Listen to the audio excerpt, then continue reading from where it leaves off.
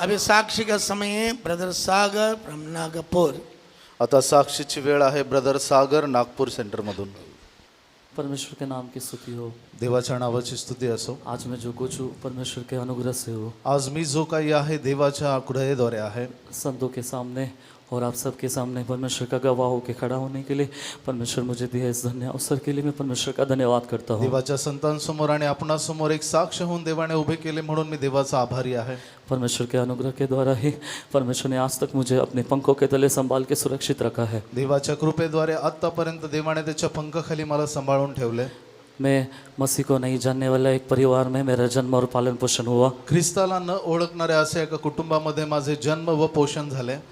मैं मसीह को नहीं जानने वाला परिवार से था, मी ख्रिस्ताला न ओळखणाऱ्या कुटुंबामधून होतो। लेकिन परमेश्वर ने अपने अनुग्रह से और मुझे प्रेम करके मुझे दिया इस महान उद्धार के लिए मैं परमेश्वर का धन्यवाद करता हूँ। आणि देवाने माझ्यावर दया करून या महान कृपेद्वारे जे मला ही महान संगत दिली त्यासाठी मी त्याचा आभारी आहे।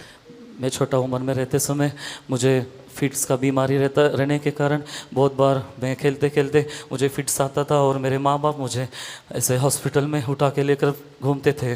आणि ज्या वेळेस मी लहान होतो त्यावेळेस झटका येण्याच्या आजाराने मी त्रस्त होतो आणि वारंवार मला झटके येत असत आणि माझे आई वडील मला दवाखान्यामध्ये घेत फिरत असत। मुझे बहुत ही तेज बुखार आता था और वो बुखार मेरे सिर में जाके मेरे हाथ पैर पूरे टेढ़े हो जाते थे और मैं खेलते खेलते ही मेरा मुंह से फेस आता था और मैं पूरी तरह से मेरे आँख ऊपर चले जाते थे और मेरे हाथ पैर टेढ़े हो जाते थे। आणि ज्या वेळेस मला खूप जास्त ताप यायचा तो ताप माझ्या डोक्याला चढायचा आणि ज्या वेळेस मी खेळत असायचो त्यावेळेस अचानक माझ्या तोंडातून फेस येऊन मी खाली पडायचो। वो केवल छोटी उम्र में नहीं बल्कि 7 उम्र तक होने तक वो मेरे साथ वो बीमारी मुझे सता रहा था। लहानपणापासून वयाच्या 7 वर्षापर्यंत तो आजार मला होता। मेरे माँ बाप भी उसके लिए बहुत ही दुखी थे। माझे आई वडील त्याकरिता खूप दुःखी होते।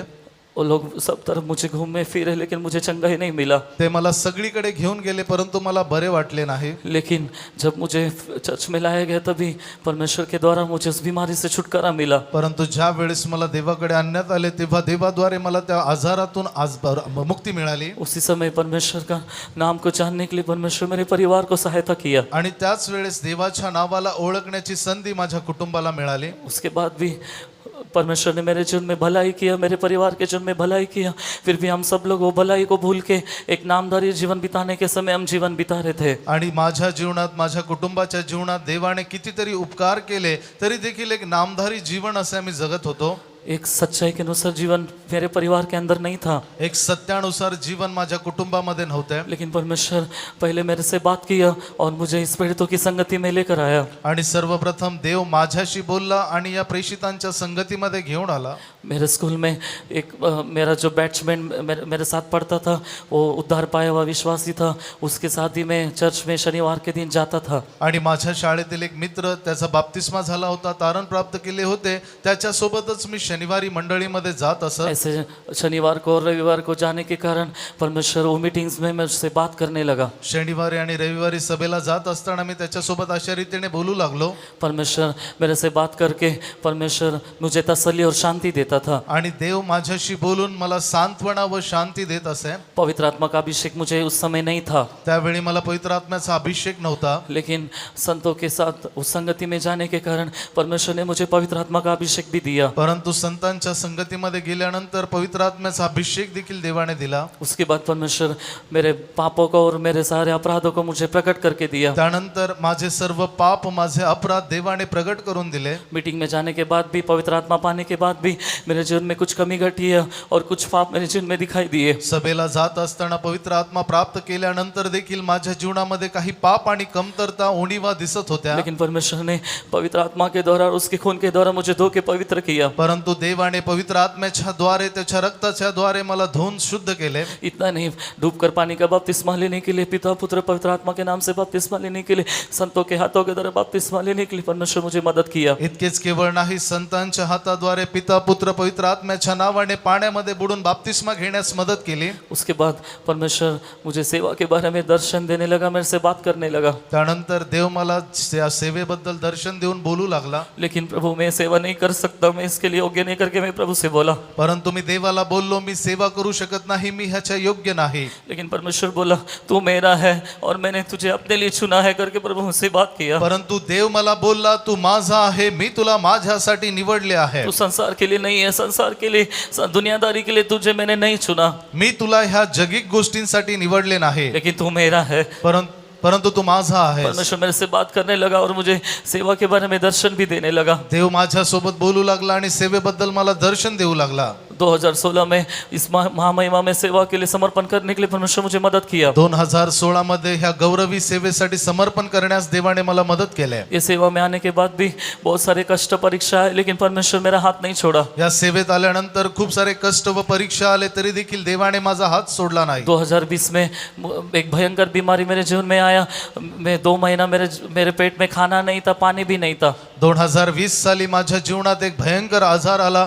2 महिने माझ्या पोटामध्ये अन्न किंवा पाणी नव्हते. सब लोग सोचा था कि मैं चले जाएगा या मैं मर जाएगा. सर्वांनी असा विचार केला होता की मी निघून जाईल किंवा मरून जाईल. लेकिन ट्रेनिंग सेंटर में रहते समय सब लोग मेरे लिए प्रार्थना किया. परंतु प्रशिक्षण केंद्रामध्ये असताना प्रत्येकाने माझ्यासाठी प्रार्थना केली. परमेश्वर उस रात को मेरे से बात किया. देवाने त्या रात्री माझ्या सोबत तो बोलला, तू मरेगा नहीं वरन जीवित रहेगा. तू मरणार नाही परंतु जिवंत राहशील. तू मेरे महिमा के कामों को वर्णन करेगा. तू माझ्या गौरवी गोष्टींचे वर्णन करशील.